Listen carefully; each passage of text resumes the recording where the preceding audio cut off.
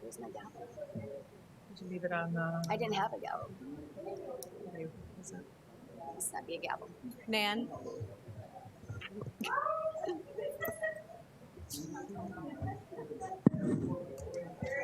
Whenever you're ready. Whenever you're ready.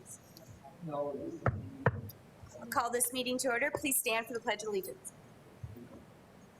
I pledge allegiance to the flag of the United States of America and to the republic for which it stands, one nation, under God, indivisible, with liberty and justice for all. Hi. Nobody signed up. Vicki, thank you very much. I'll move on to approval of the minutes of February 5th, 2020. Do I have a motion to approve? So moved. Second. I have a motion and a second. Board Member Parker, Board Member Ryder, all those in favor signify by saying aye. Aye. Opposed, same sign. Motion carries. Moving on to approval of agenda. Do I have a motion? So moved. Second. I have a motion and a second. Board Member Baker and Board Member Parker, all those in favor signify by saying aye. Aye. Opposed, same sign. Motion carries. No new conflicts of interest were presented to the board. On to 7A through C, approval of consent agenda. Do I have a motion to approve? So moved. Second. I have a motion and a second by Board Member Ryder, Board Member Parker. All those in favor signify by saying aye. Aye. Opposed, same sign. Motion carries. That's fine. Sorry. Good question. Reports of the president.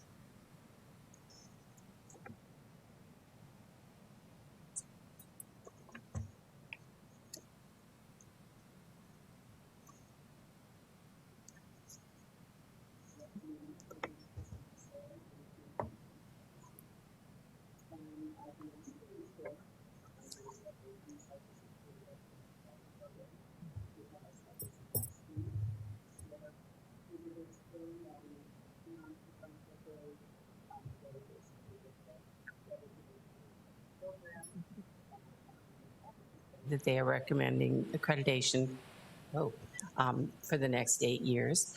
Now, the process is that has to go to an evaluation review panel, and that will happen in June.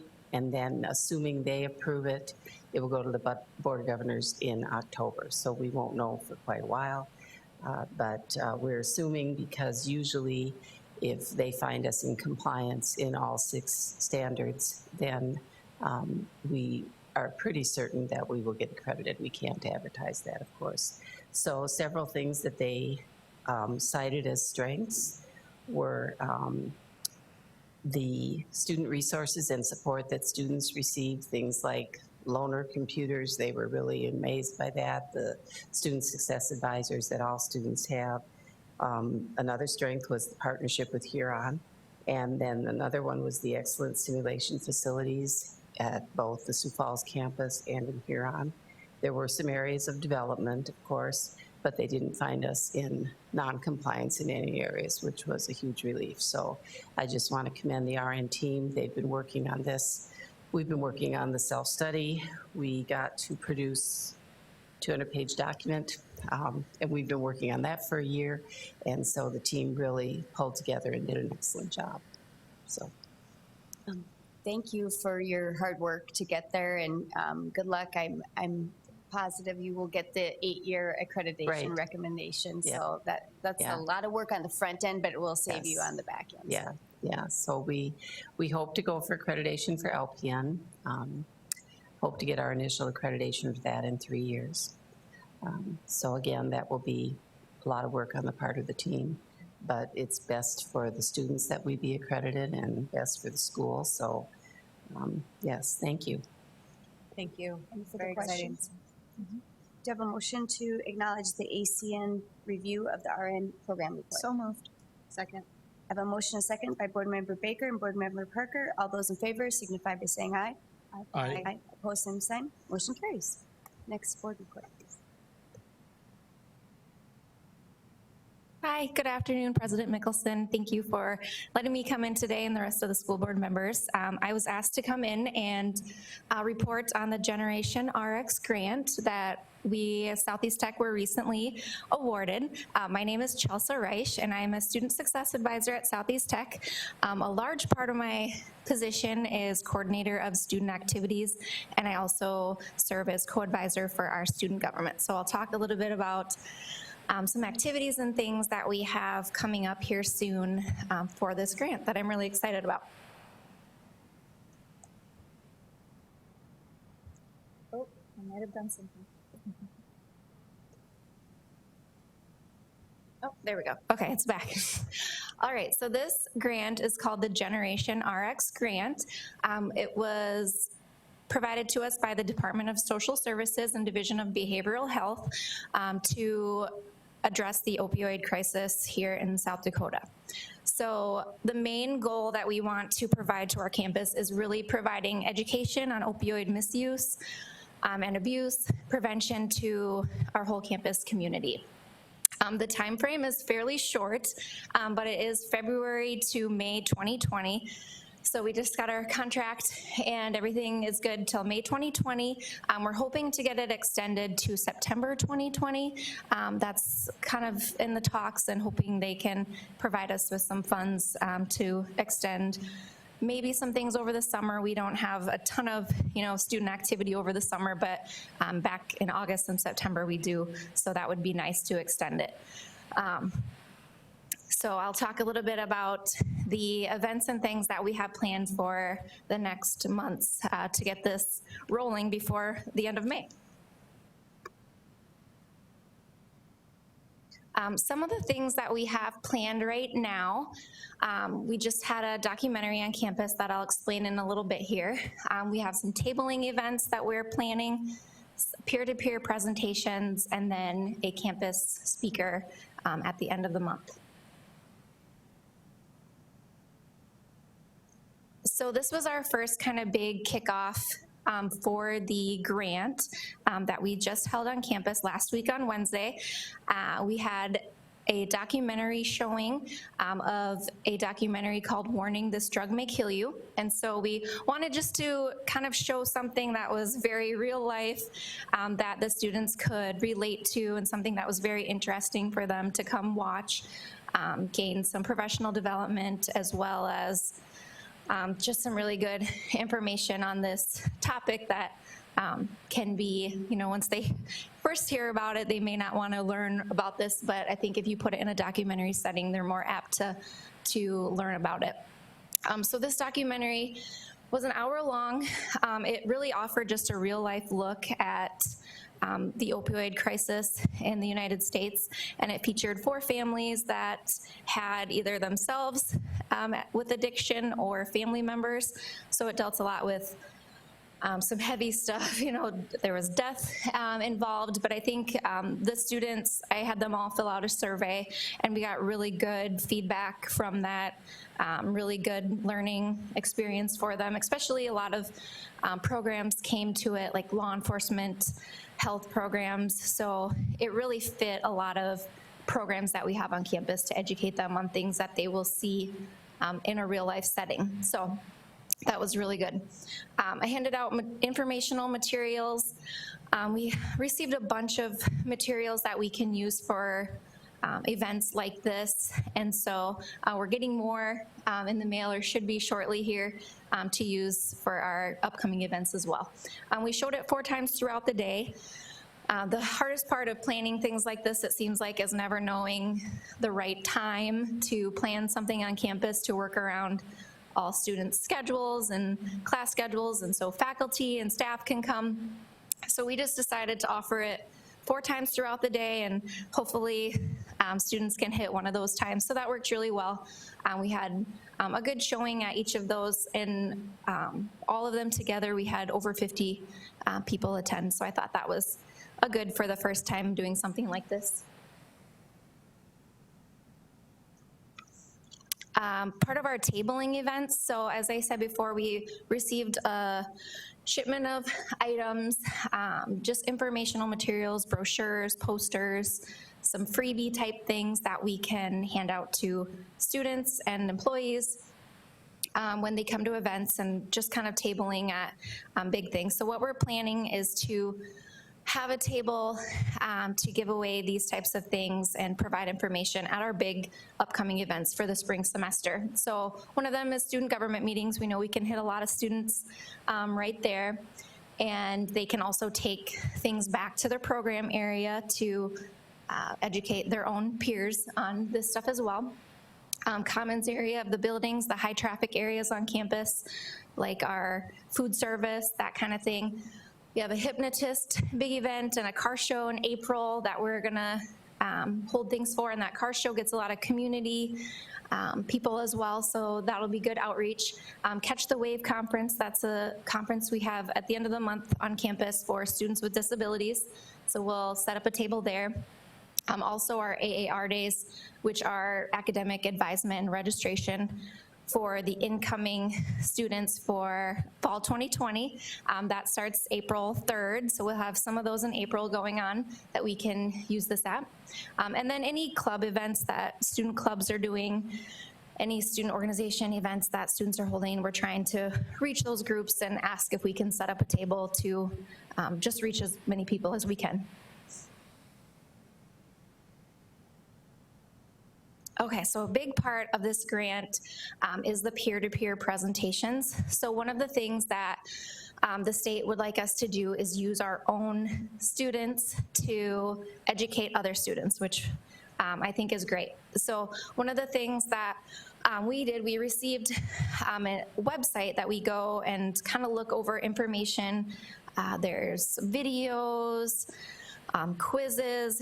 So our task was to go through, look up all the information, kind of train ourselves, and then figure out what students, what would be relevant for them, what do they want to hear, what would be interesting for them to see. So myself and my colleague Elizabeth Harder, we went through that and trained our own SGA executive members. I know a couple of them were here in December, I believe, presenting, so they really liked that opportunity. But we trained them on this information, and so now they are gonna go out and deliver these presentations. Their first one is on March 18th at our student government meeting. So I think it's a great way for them to get up, stand in front of their peers. They are leadership among student government, you know, so they're used to getting up, but they don't have to regularly do presentations. So I think this will be good for them to give information to other students. And then we're hoping that they can also go out to other places on campus, maybe some classroom presentations if we can have instructors fit that into the curriculum at all. And then any student club organization type meetings, and also student housing. We know that student housing is a great audience. They have floor meetings already, so we can have our students go in and present to them on this information and how to properly dispose of medication, that kind of thing.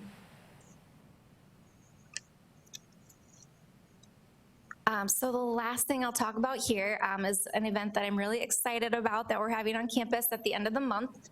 So on Tuesday, March 24th at 7 p.m., we are having a campus speaker. His name is David Brown, and it'll be in our Hub Auditorium, room 220. And he is a former, addict himself. He is going through recovery right now, and he is really passionate on speaking to, especially to, college-age students. But he's really passionate about speaking. He's been doing a lot of speaking lately as part of his recovery, and so he is going to speak to our campus. And I thought it would be nice so you could kind of put a picture with. You've probably seen these ads before on TV, if you're like me and watch Wheel of Fortune every night. They're usually on during Wheel of Fortune. So this is who will be on campus to speak to our students.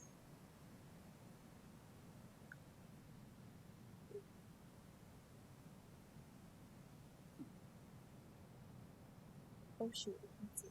I was always working. I was a high-functioning addict. Let me try some.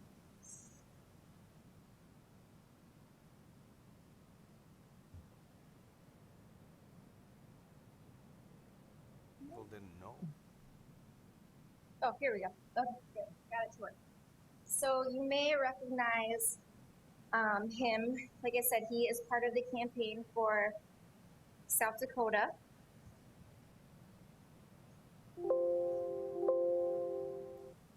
My own family didn't know. I was always working.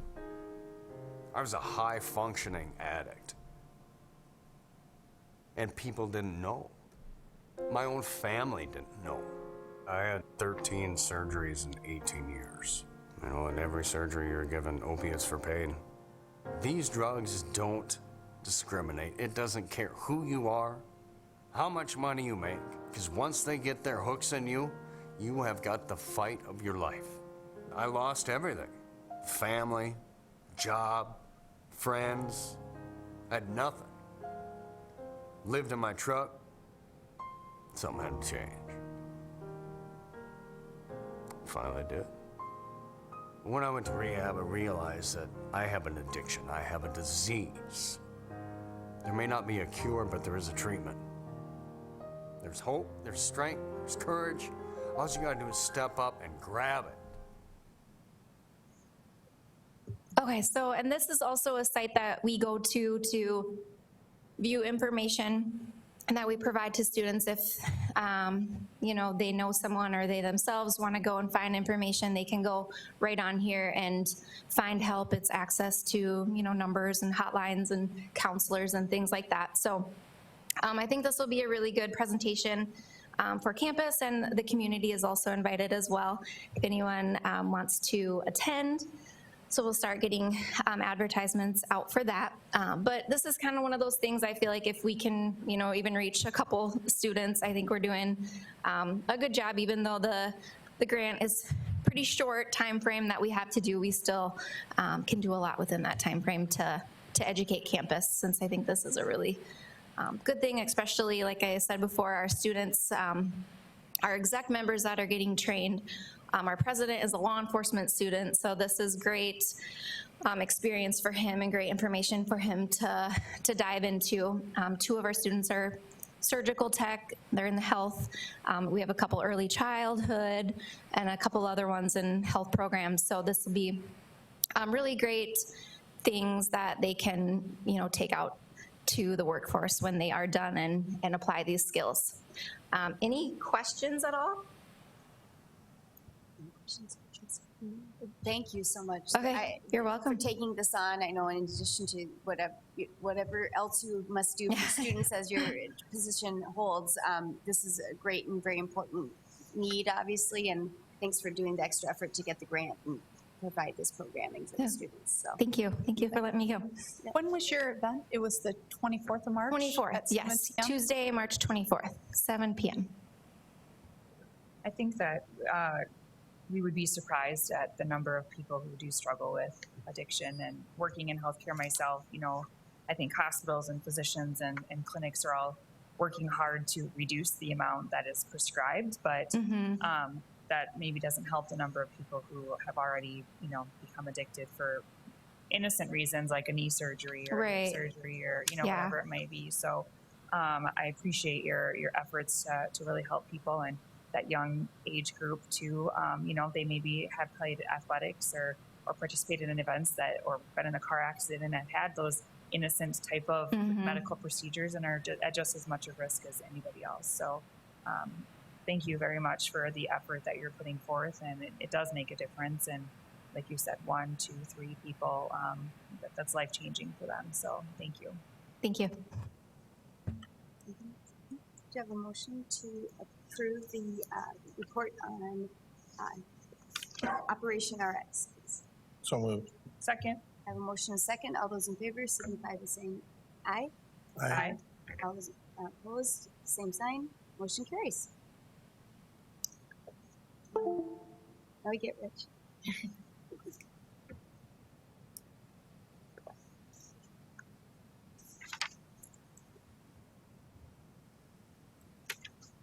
President Mickelson, members of the board, I feel like this is backwards.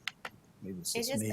Yeah, I think it is well, backwards. well, this might be Sorry about that. this might be a backwards report today. So, just a couple Points to bring forward to you. This is the financial reports, runs through the period of July of 19 through January 31st of this year. A little bit off sync. Usually I do a quarterly report, but this kind of aligned better with what the last meeting was going on. It also brings kind of up to date the revenue through the first half of the year, so we can get a sense of that. So I'll try and go through some of the highlights that make up the numbers, the many, many, many line items that all coalesce into what we see. So the first page of the report really is looking at cash balances as of December 31st. So I'm just going to go down to the bottom here.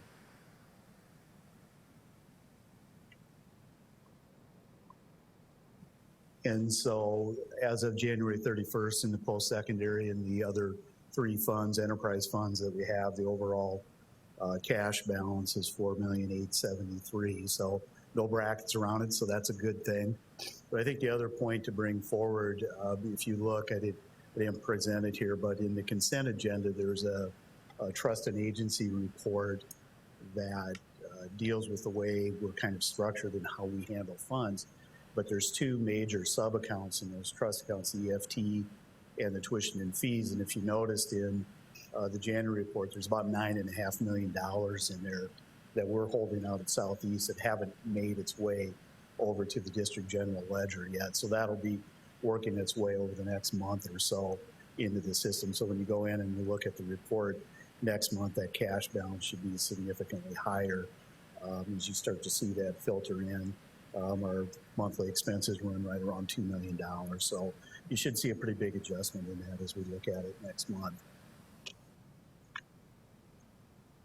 Now, the downside to that is that's got to last us for quite a while into June as we go. So we have one more state aid payment coming, and then we'll have the spring tuition, or not the spring, excuse me, summer.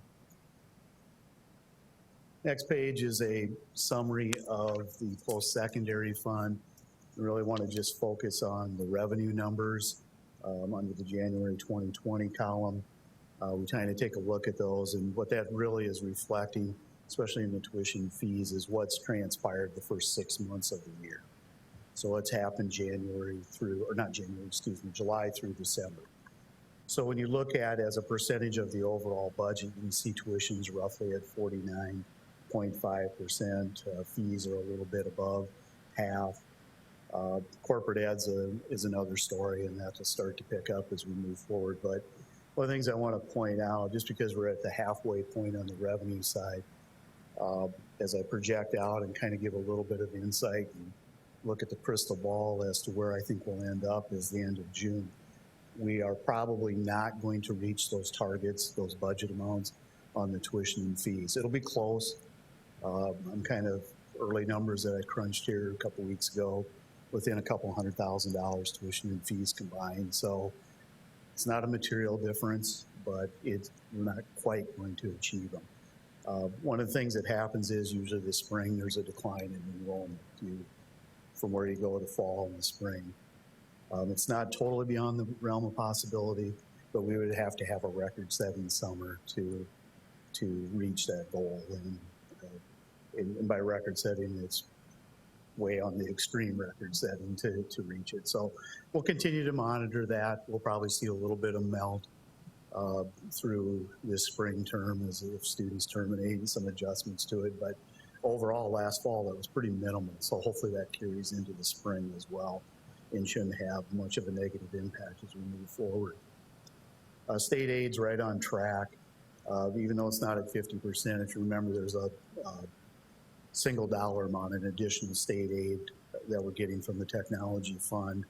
I've been assured, not that the check's in the mail, but as soon as the session's done, the check will be in the mail. So we still have some additional funds coming in, so that'll pick up and we'll start to see that approach that 7.45 million. We should be right on in that number. Other states going to fall a little bit behind, and that's really related to the Gen Ed agreement in terms of what we get reimbursed for the faculty salary costs in those Gen Ed classes. Kind of take a backwards look and try to project where we're going to be, and we're not getting that much in reimbursement. That just has to do with the courses that we're offering. So it's just a factor of that. I think in the 21 budget, that may be a line item that will change. I know we're in some discussions about kind of eliminating that agreement as it dates way back to, I think, 2005, and we'll start looking at some modifications to that. Should have a positive impact on the budget overall. Perkins, that's a reimbursement basis. We haven't done our drawdown yet for any of the expenses that were incurred, but that's on track. We can't overexpend it, so we'll stay on track with that. ABE is another federal grant program, same type of thing. It's a reimbursement basis, and we'll stay on track with that. Grants and donations, you see a $620,000 budget in there.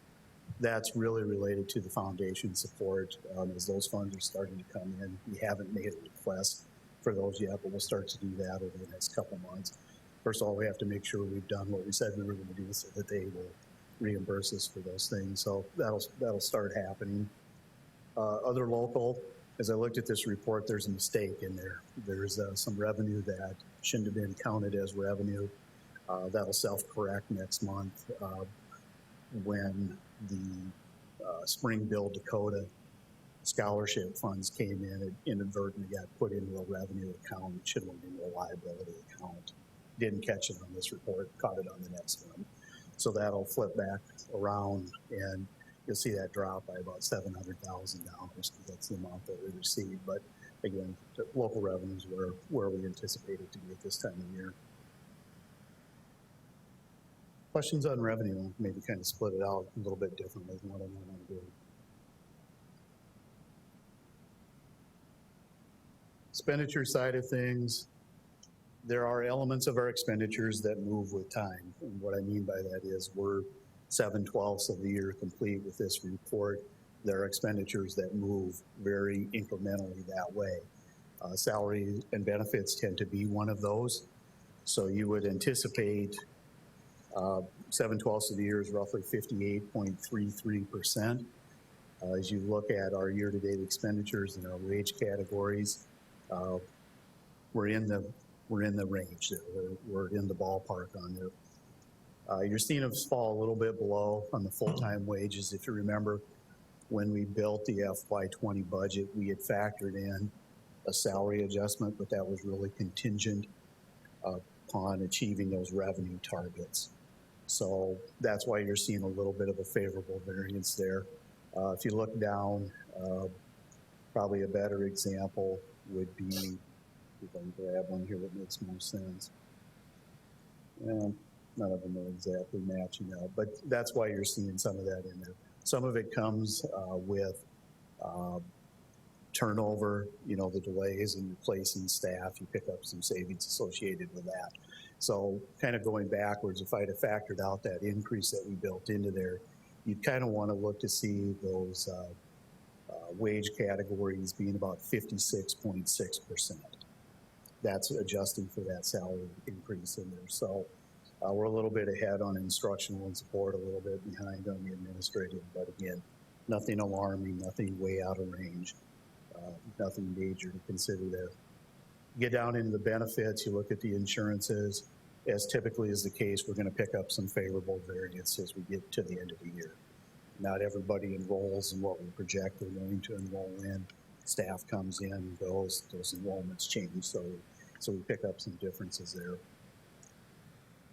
I'm going to jump back up just a little bit. The early retirement budget is $591,432. If you remember, when we built this budget, we put in a $500,000 lump sum, kind of anticipating who would retire at the end of this year as we end that early retirement. If you recall, the disbursement of it is a lump sum. It's not over a period of 5 years. So we threw an additional $500,000 in there as a estimate of what we thought we would be. The deadline for submission of the early retirement was February 1st. As a result of that, we are going to come in a little bit better than what we anticipated. We built $500,000 in there. It looks like we're going to be right around $360,000. That's who's identified right now. If somebody comes in as a late retiree that would be eligible for it, that could move up. But I think we were pretty close to that $500,000. So that turned out favorably for us as we reached towards the end of the year. The other expenses, as you Get down into the services and the supplies. These are things that don't always move exactly as 1/7 of the year or 7/12 of the year. Some things change, you know, advertising as Megan does her campaigns. Some of that's front end loaded in our budget year and our fiscal year, so you'll see those expenses being higher. I'm sure she'll promise that she'll stay within the budget there. So, you know, legal expenses, that's just always an estimate of where we think we're going to be. You don't try to project that or predict it, so we're looking pretty good on that right now. Maintenance and repair, again, has some front-ended types of stuff because there's maintenance agreements that we maintain that fall into this category. You pay for those up front in the year, so those tend to shift that percentage higher in the year.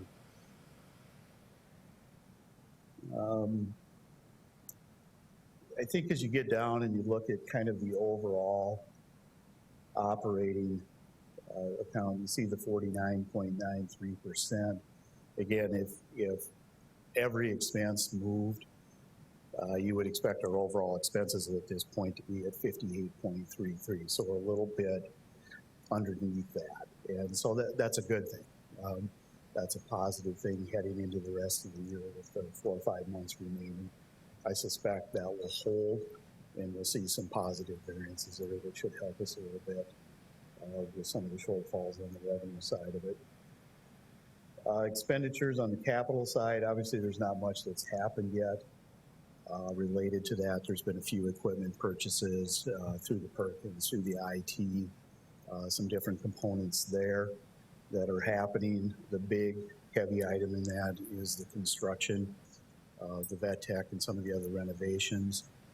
There's a meeting scheduled tomorrow with the architects as we're kind of finalizing the construction plans. We'll get that out to bid.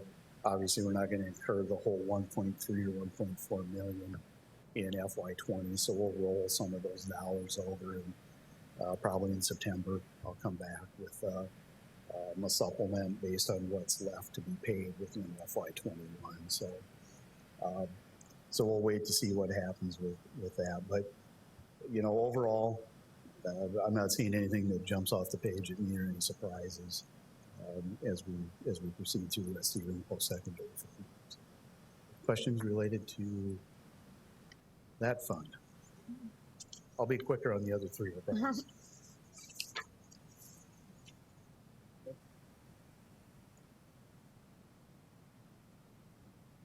Bookstore fund, not a lot to say there. That again is really a factor of enrollments.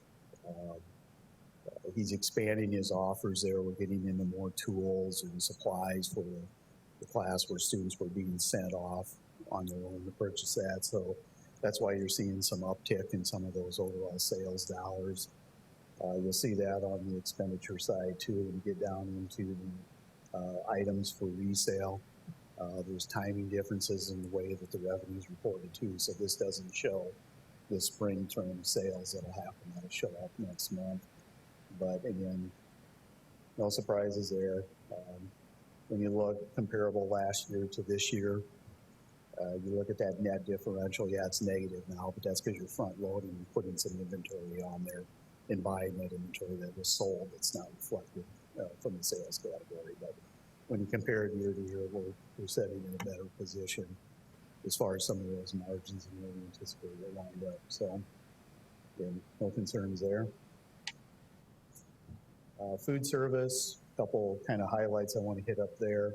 One is looking at the total revenues. You can see that we picked up, $31,000 over we were last year.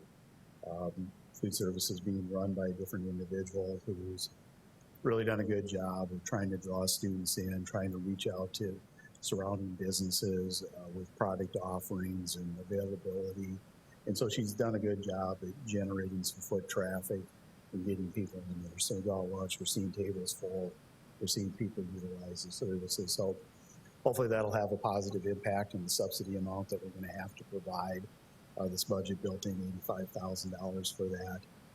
I don't know if we'll need all of it, but it'll be in a better position than it was last year. I think the other thing that's kind of critical on there, when you look at those increased sales, above $31,000. When you look at the cost of goods sold purchases for resale, it's actually less this year. So better inventory management, better control of waste and what's being done there. So all good things. Shelley's doing a good job for us. So overall, when you get down to the bottom line, you're seeing a $23,000 differential over where we were at last year. And again, remember that this doesn't have, it's got 7 months of expenditures, but only 6 months of revenue. So January would help narrow that gap pretty close. But as we get into the lighter months of May and June, we're going to go the other way for a little bit. But again, a positive outlook as compared to where we were last year. Child Care Center is tracking similarly as it's related to the revenue.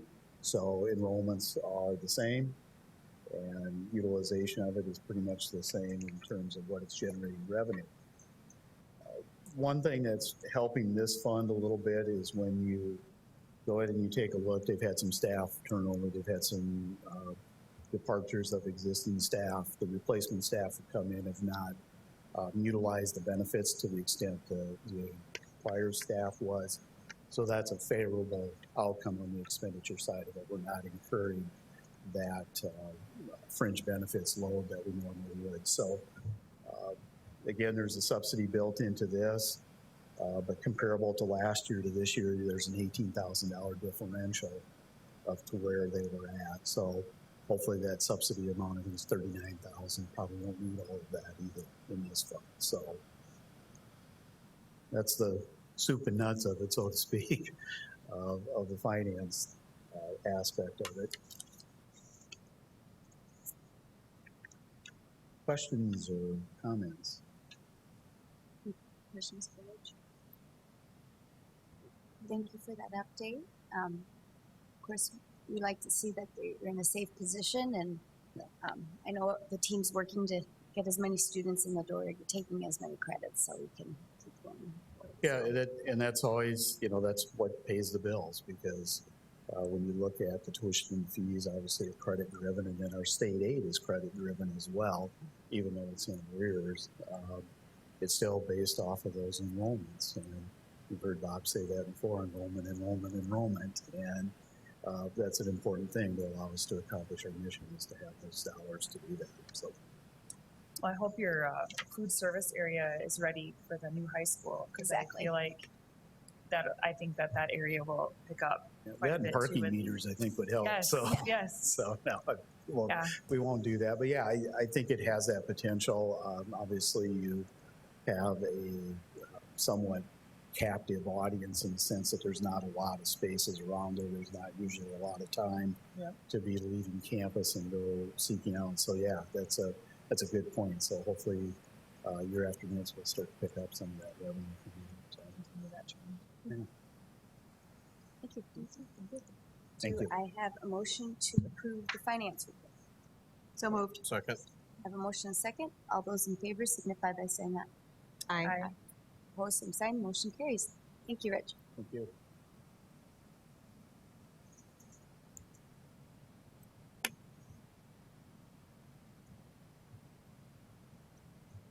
Good afternoon, President Mickelson, board members. Thank you for the opportunity to visit with you here again for a few minutes. On the agenda, I will provide a quick legislative update. There's a few bills that we are following closely, so give you an update on that. Before I do, again, though, I just feel like, again, I have to thank these individuals because they have worked so hard.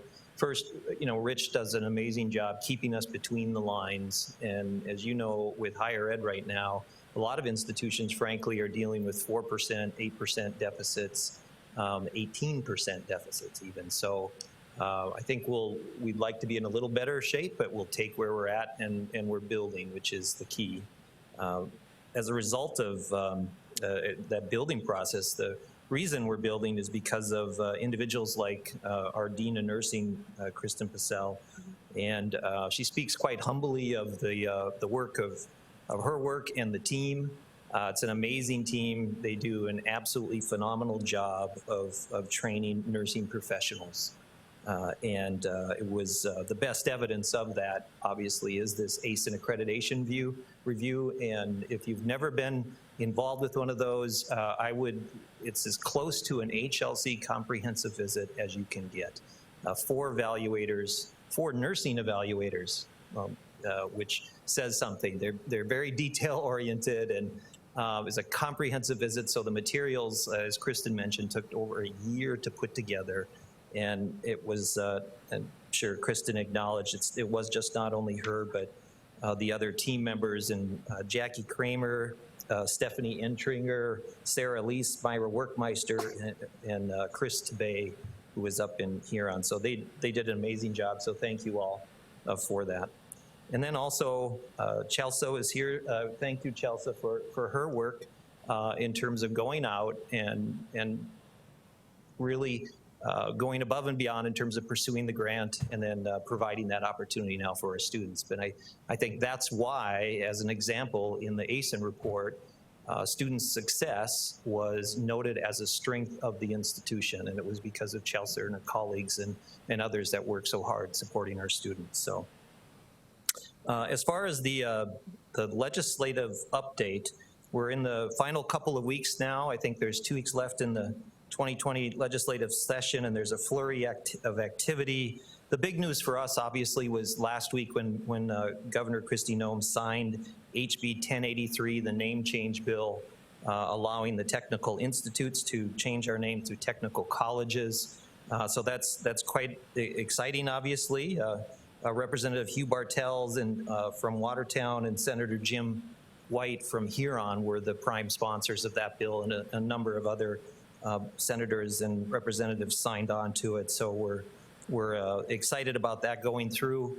Another important piece of legislation, though, frankly, that we're watching closely is SB 142, and that was introduced by Senator Brock Greenfield related to dual credit. And the last time I think I was here, we talked briefly about this, but the original version of 142 would have limited dual credit funding only to general education courses. That was just amended this week. The amendment now, I think it struck the language related to the general education courses and instead inserted remedial courses. So dual credit funding will not be able to support remedial courses, which doesn't impact us at all, and I don't think it impacts other technical institutes or Board of Regents. So I think the legislature is setting some parameters there on where they want to see that funding go. Another piece of legislation, though, is SB 144.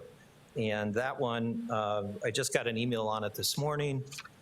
Nick Wendell from our office, the director of the State Board of Technical Education, talked about in terms of the potential of that bill limiting funding for dual credit. So right now, in the email that Nick sent out this morning, he said we are looking at obviously opposing any limitation on the level and amount of funding because the cost of the program already limits participation among students from lower economic backgrounds. And if you reduce that funding even more, I think that's going to create a higher bar that many students that frankly would benefit from that opportunity won't have it. So we're, the technical institutes will be opposing that, and I think also the Board of Regents institutions, but that's the latest one that we're watching. And the last one I wanted to mention was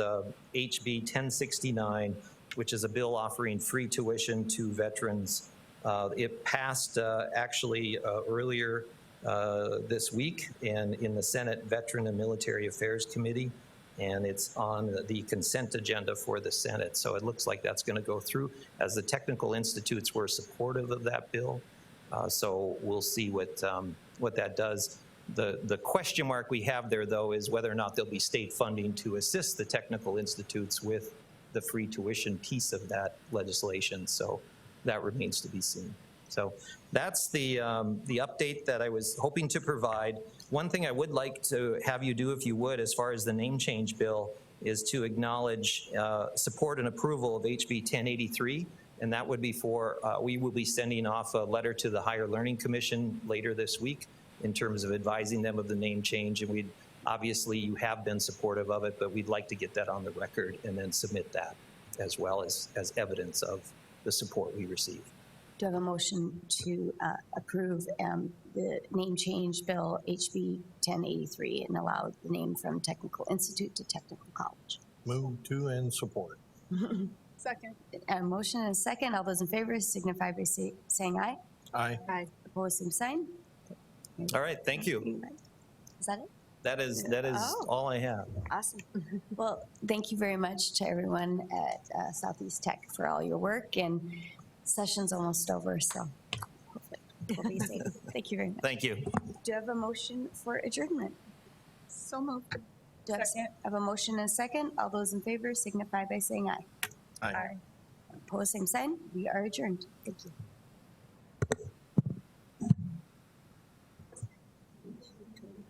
Oh, I just saw it. She was, so I wasn't,